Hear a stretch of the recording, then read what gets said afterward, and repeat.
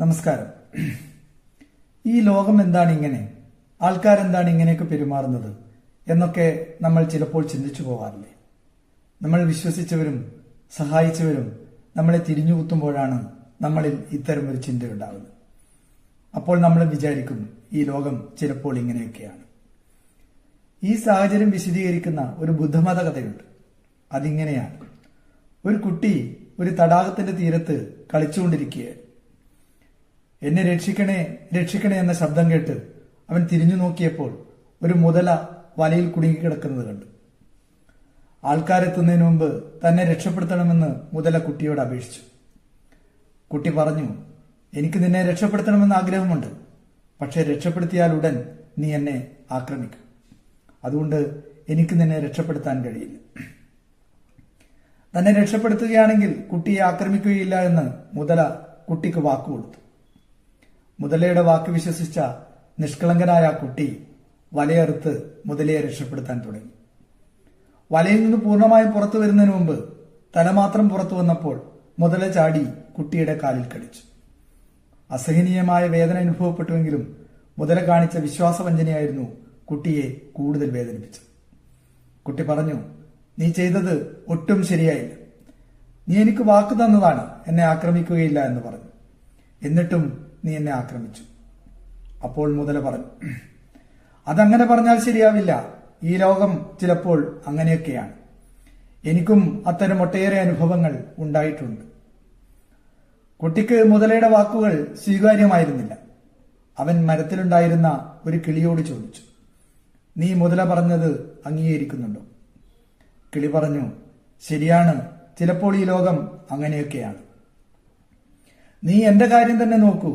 ഞാൻ ഈ മരത്തിന്റെ ഏറ്റവും ഉയരത്തിലുള്ള ശിഖരത്തിലാണ് സാധാരണയായി കൂടുവെക്കുന്നത്. എന്നിട്ടും ചിലപ്പോഴൊക്കെ പാമ്പുകളെത്തി കൂട്ടിൽ കയറി മുട്ട ഉടച്ചു കുടിക്കാറുണ്ട്. ഈ ലോകം ചിലപ്പോൾ അങ്ങനെയൊക്കെയാണ്. കുട്ടിക്ക് കിളി പറഞ്ഞതും സ്വീകാര്യമായിരുന്നില്ല. കുട്ടി അവിടെ മേഞ്ഞു നടന്നിരുന്ന ഒരു കഴുതയോട് ചോദിച്ചു, നീ മുതലയുടെ വാദം അംഗീകരിക്കുന്നുണ്ടോ?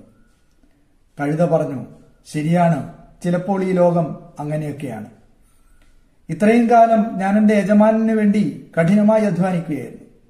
എന്നാൽ വയസ്സായി അധ്വാനിക്കാനുള്ള ശേഷി കുറഞ്ഞപ്പോൾ അയാൾ എന്നെ നിഷ്കരുണം പുറന്തള്ളി.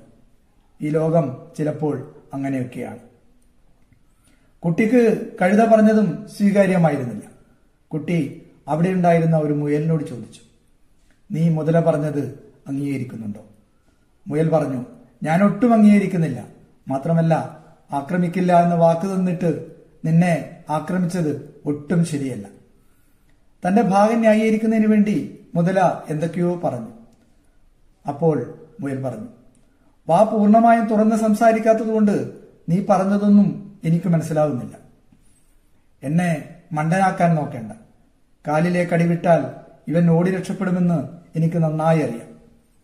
മുതല പറഞ്ഞു. മറുപടിയൊന്നോണം മുയൽ ചോദിച്ചു, നിനക്ക് നിന്റെ വാലിന്റെ ശക്തിയിൽ വിശ്വാസമില്ലേ? ഇവൻ ഓടിപ്പോകാൻ ശ്രമിക്കുകയാണെങ്കിൽ നിനക്കിവനെ വാലുകൊണ്ട് അടിച്ചു വീഴ്ത്താമല്ലോ. വലയിൽ നിന്ന് പൂർണ്ണമായും പുറത്തു വന്നിട്ടില്ല എന്നോർക്കാതെ മുയൽ പറഞ്ഞത് ശരിയാണെന്ന് കരുതി മുതല കുട്ടിയുടെ കാലിലെ കടിവിട്ടു. കുട്ടി അപ്പോൾ തന്നെ അവിടുന്ന് ഓടിപ്പോയി ആൾക്കാരെ കൂട്ടിക്കൊണ്ടുവന്ന് മുതലയെ തല്ലിക്കൊന്നു. കുട്ടിയുടെ കൂടെ വന്ന ഒരു പട്ടി കുട്ടിയെ രക്ഷപ്പെടാൻ സഹായിച്ച മുയലിന്റെ പിറകെ ഓടുന്നതാണ് കുട്ടി അപ്പോൾ കണ്ടത്. മുയലിനെ രക്ഷപ്പെടുത്താൻ വേണ്ടി കുട്ടി പട്ടിയുടെ പുറകെ ഓടിയെങ്കിലും അപ്പോഴേക്കും പട്ടി മുയലിനെ കടിച്ചു കൊന്നിരുന്നു. അപ്പോൾ കുട്ടിക്ക് ശരിക്കും മനസ്സിലായി, ഈ ലോകം ചിലപ്പോൾ ഇങ്ങനെയൊക്കെയാണ്. ഇത്തരം സാഹചര്യത്തിലൂടെ കടന്നു പോകുമ്പോൾ സ്വയം ആശ്വസിപ്പിക്കുന്നതിന് ഉതകും എന്ന നിലയിലാണ് ഈ കഥ ഞാനിവിടെ പറഞ്ഞത്.